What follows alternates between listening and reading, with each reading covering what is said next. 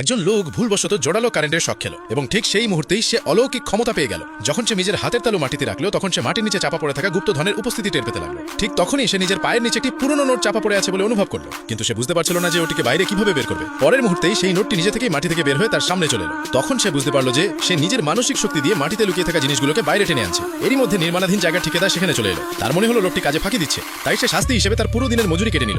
রাগে সেই লোকটি তখনই চাকরি ছেড়ে দিল। এরপর সে একটি অ্যান্টিক দোকানে পৌঁছালো। দোকানের মালকিন নোটটি পরীক্ষা করে জানালো যে একটি অত্যন্ত দুর্লভ পুরনো ব্যাংক নোট। সে সেই নোটটি কেনার জন্য $2000 দেওয়ার প্রস্তাব দিল। এত টাকা দেখে লোকটি খুশিতে আত্মহারা হয়ে উঠল।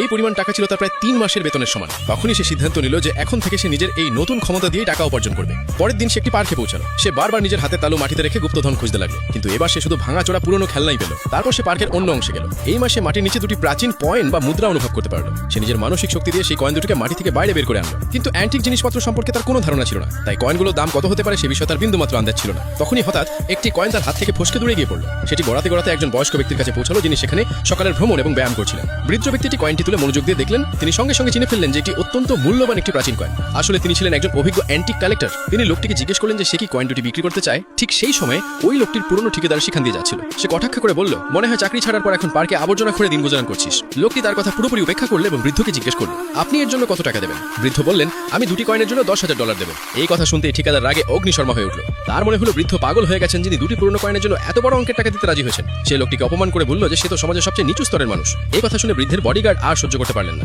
তিনি এগিয়ে গিয়ে ঠিকাদারের গালে এক জোরালো থাপ্পড় কষিয়ে দিলেন। এরপর বৃদ্ধ দুটি কয়েনের বিনিময়ে লোকটির অ্যাকাউন্টে সরাসরি 10 লাখ ট্রান্সফার করে দিলেন। লোকটির পুরনো ঠিকাদার এই সবকিছু নিজের চোখে হাঁ করে দেখতে লাগলো। বৃদ্ধ সেখান থেকে চলে যাওয়া মাত্রই সে সঙ্গে সঙ্গে লোকটির সামনে হাত জোড় করে দাঁড়িয়ে গেল এবং তাকে কনস্ট্রাকশন প্রজেক্টে পার্টনারশিপ করার জন্য অনুরোধ করতে লাগলো। কিন্তু লোকটি তাকে হালকা ধাক্কা দিল এবং পেছন ফিরে না তাকেই সেখান থেকে চলে গেল।